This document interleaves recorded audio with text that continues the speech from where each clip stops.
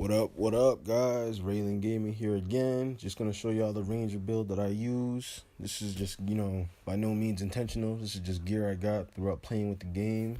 I'm gonna start with the grenades here. So, funny story about with the grenades is that I actually got this legendary, but then playing in the higher tiers of Grandmaster and strongholds, it's better to actually do combo damage. So I swapped that out and I'm using the explosive blaze, setting all enemies with the fire priming. And that's actually better too because it's it sets them up and it also deals damage over time. So it's not just like you're sending a fireball and it does one thing, but it causes them to burn for a long period of time. And then usually your teammates have, their elemental abilities or probably acid or something. And it can also combo with that fire priming that you already put on them.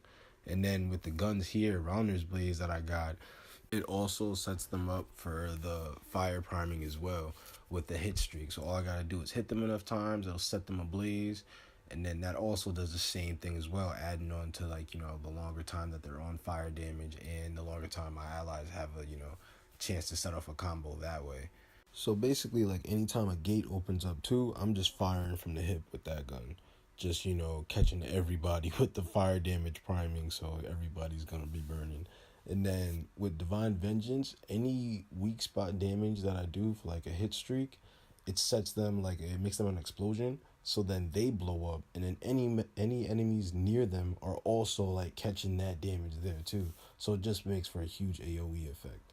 And then what I had to realize with this is that the pulse blast is able to combo with anything. So with all the fire damage I'm doing, say if that's not on cooldown and it's up, I'm just charging that up and then just shooting it directly at whoever's on fire. I wish it had a way so it would catch more people, but unfortunately it's just a single target. So at most it has a low recharge time, so at most I'm just catching anyone that's burning, boom boom boom, just firing that off. And then with the components that I have here, I got Symbiotic Surge, that boosts my damage for when I'm running around picking up healths on the floor and stuff, so I get a nice boosted damage there. Victor's Resolve helps with my blast damage so that when I charge that up and let that go, that does more damage. And then Combined Arms helps increase the grenade damage that I do from firing off my assault launcher. Tip of the Spear just helps boost my combo damage that is much needed. Now with Tactical Advantage, I don't use it that often. I use it, but it's not important because I usually fight on the ground. I do find myself hovering a little bit more to get those weak spot hits, but not really. And then Second Wind increases all damage, when I'm running low on health. With this right here though, this might take the spot of Tactical Advantage because it boosts my fire damage. So I'm probably gonna slide that in right now, and then I'm probably gonna go hit some free mode real quick because even though because it's legendary, so I know it's going to take away some stuff. I don't know. It might not. And then with the support gear here, I'm just rocking the basic bubble. Things get hot, things get heated, popping that bubble, and I'm just, I'm going to be cooling. So then I went ahead, jumped into free play. I replaced the Tactical Advantage with Elemental Ops just so I could have, extra damage boost with the fire damage. Now what I didn't realize is that it also gave me a proc for acid damage as well, so I could have the acid and fire priming on targets. And I didn't even realize that as I was playing this. I was just trying to do the fire damage. Luckily I ran into a world event right here, but then as you can see, it's the fire comes up and the acid comes up above their heads. I didn't even notice this at first, and I was just what is that? So then you could see sometimes that when I'm firing, I don't even think that I should use the assault launcher, the blast on them, because I see that their health is already so low just from me shooting at them. I was just I'm not gonna waste it here. Maybe I will. I don't know. It was just funny realizing that it was just so overpowered right now. And this is what I mean too, where it's just I don't get how people are really still bashing the game after the update. I actually got decent loot. I started, getting more things that I could use, not just trash masterworks, stuff I didn't need. Granted, you've seen I did have a lot of masterworks already, but I'm just working with whatever I get and having fun. everybody's trying to go min-max this, min-max that, and I mean, and I do get that, like, we're on a quest to get the best loot, of course, but at the same time, you could always have fun with what you get, and that's just what I'm showing you guys right here, because I don't need to have legendaries really equipped. I took my legendaries off. This is all Masterworks now. I don't even have any legendaries on this, and I'm just blowing people away on Grandmaster 2 right now, so. But this is where I feel like the game has taken 2 steps forward. The gameplay is nice. Everything feels smooth. The loot is actually pretty better. Because if you follow my Twitter account, I put several things on Twitter where, I get these drops and Masterworks and awesome guns. But, there is one step back, and that's where I feel it. It's like with the vanity chests. Due to open world gaming, I feel the same way. Like he said, they're completely underwhelming. Because they're just like, I haven't even got half the things that I opened them for. I didn't see any decals when I went to like customization and painting and all that. I didn't actually see what I was getting. I just opened them because I did the contract and I wanted to see what they were. But to my knowledge, I haven't even got one of the things from there. But for me, honestly, I'm not in a rush to get new armor. I feel like the armor they have in the game is perfectly fine. I don't like the Scar armor. The Scar one, just I'm not a fan of looking like a bug. I could say that. So I don't really actually care for it. But moving forward, like with this game and how it could definitely change a lot in the future, I feel a lot can change with these open world missions. Cause like I like that they put this in here too. Saving people from the Strider. You can go ahead, you're fixing it up like this right here.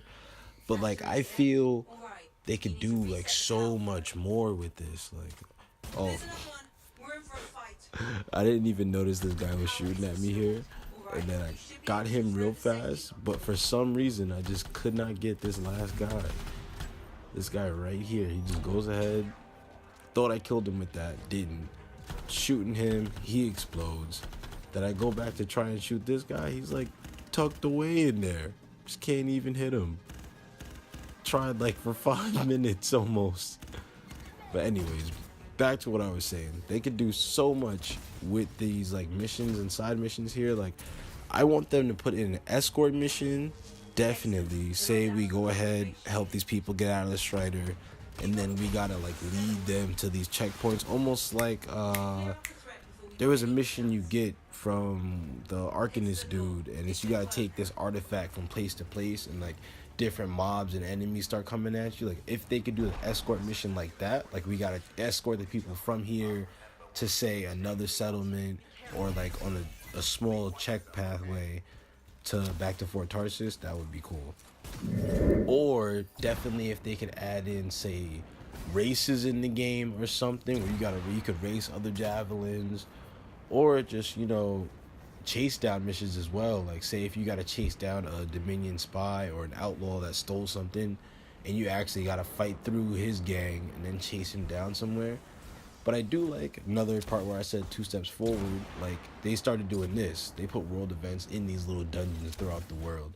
Like you could see on my early streaming days, like I was just playing with my friends. All the world events were just outside in the world. Like there was no if you wanted to go into the dungeon you could, but there was like no real point of going in there. But now I'm starting to realize that it's rare, but they do the world events where you got to go into these places as well. And I really like that. Like, that's just something different, seeing the game like grow and develop. And they did add different content to it a little bit. I mean, some of it is the same thing, but usually there's 2 missions if you get a world event in here, which is really nice because then it's like it's better than doing one and then you gotta fly around to find another one. So it's like you got one world event here, and then after you do whatever you gotta do up front, then there's another world event more like deeper in the dungeon. And by no means does this like cover up for half of the lack of content that the game has. I mean, it is very repetitive at times, but that's why I don't really binge play the game. I don't sit here and play the game for like 11 hours or something like that. I just come in, I'll do free play, do a couple world events, do maybe a stronghold or 2, and then that'll be that. I don't try to tire myself out with playing the game and doing the same thing over and over and over again. but I do feel Anthem is headed in a good direction with what it's doing right now and everything. It definitely has a lot of potential moving forward, like different content ideas and stuff that they actually can do. That I hope they actually do them, but I don't know, man. Like, definitely, I feel they could dive into the concept or like the culture of freelancers and like the javelins, and like they can make side characters like that dude who he keeps his javelin super clean. He's like, oh man, I got scar blood on it. Like, they can make a character like that. They could do the super militant people, like used to be a sentinel, now he's a freelancer, but he's like super militaristic. Or they could do the happy-go-lucky running gun freelancers. Like, I just want to see definitely more freelancers in the game now that you went ahead and brought pride back to their name after Free Mark. You went in, killed the Heart of Rage. Now you could see everybody in Fort Tarsus knows you. You're a superstar now. Like, now I want to see what BioWare and EA are gonna do with that. Like, are they gonna make a resurgence of freelancers, and like you'll start to see more and more come out? Because I know on the 90-day roadmap they are gonna introduce guilds and stuff down the road, and I would think too they could use it how Elder Scrolls has their system, where it's like certain guilds give you certain perks. And I feel that they could actually be one and the same. Like, say there's a guild of Colossus, like only Colossuses have like this guild or whatever. And then if you build reputation or you do missions for them, you could upgrade, special things on your Colossus. Like, you could eventually say get a double ground pound ability or whatever. And then say there's an all ranger guild that has like special, like that's how they could do kind of linking the master trees with guilds in the game. Or I don't know how they're gonna like make guilds social, because in the game, I mean, yeah, it's better if you have friends or specific people you like to run with, but using the random system is also, it's beneficial. You do get some bad groups here and there. But I'm just saying, like, I don't see the true importance of, say, making a guild, like signing up for a guild, like, like in, say, MMOs or other games where, like, you have a clan or something like that. Like, what's the actual reason behind it? I feel like if they start off doing that with, say, the Javelin-specific guilds, or there's, like, you could join the Sentinels, and that's, like, a pilot guild where you get overall boost to, like, all your Javelins. Say, like, you get a health boost, or your armor goes up. Or you could join like a neutral outlaw guild, like not technically bad people, but just like a neutral outlaw guild where raising your reputation with them would boost like your gun damage or something like that. Like, these are just ideas I was coming up with, and I was thinking like, it would be cool if they did that. Hopefully BioWare and EA, they do actually kind of do something like that. Hopefully. I feel like that could definitely help the game out a lot right now. That's all I got right now, freelancers. So I'll leave you with that. BioWare and EA is on a good track, I feel. Like, they're actually picking stuff up with the game that was, a little bit wrong, and things people were complaining about heavily, they are fixing, so they're on a good track, With time, do hope they go ahead and, make this game everything it could be, everything that we wanted when it first came out. But time will tell, so we'll see.